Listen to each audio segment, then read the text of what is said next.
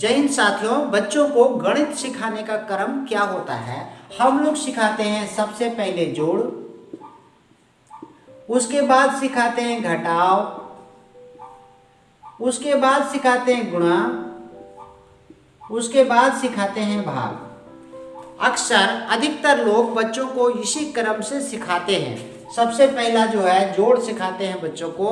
बच्चा जब जोड़ सीख जाता है तो चले जाते हैं लोग घटाव पर और घटाव को सिखाते हैं। उसके बाद गुणा सिखाते हैं, उसके बाद भाग को सिखाते हैं।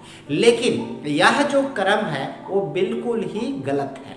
हम लोग जो है इसको थोड़ा सा परिवर्तन करेंगे। देख लीजिए, इस प्रकार से परिवर्तन आप कर सकते हैं। यदि आप बच्चों को सिखाते हैं, टीचर हैं, ट्यूटर हैं, माता है, पिता हैं, दादा दादी या कोई भी हो जो अपने बच्चों को सिखा रहे हैं, या आपके घर में जो भी बच्चे हैं जिन्हें आप सिखाते हैं, तो ये जो क्रम है वो सबसे ज़्यादा परफेक्ट है। वो इसलिए परफेक्ट है कि जैसे कि यहाँ देखिए 2 + 2 + 2 + 2 ये हो गया 8। देखते हैं कि 2 + 2 + 2 + 2 बराबर 8 हो गया। 2 को 4 बार जोड़ने पर हमें 8 प्राप्त होता है। क्या हम लोग इस क्रिया को इस प्रकार भी कर सकते हैं? 2 × 4 बराबर 8 कर सकते हैं। तो यहाँ पर गुणा आप जब सिखाएंगे तो ये बच्चा जो है जोड़ के बाद तुरंत सीख जाएगा।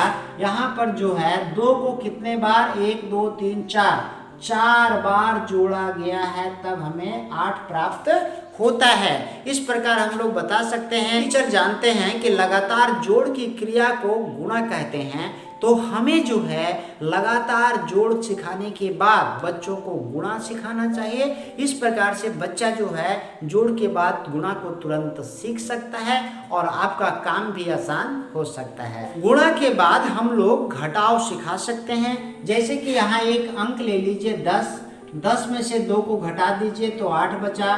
8 में से 2 को घटा दीजिए तो बचा ये 6, 6 में से 2 को घटा दीजिए तो बचा 4, 4 में से 2 को घटाइए तो बचा 2, 2 में से 2 को घटाइए तो ये हमारे पास 0 प्राप्त हुआ है।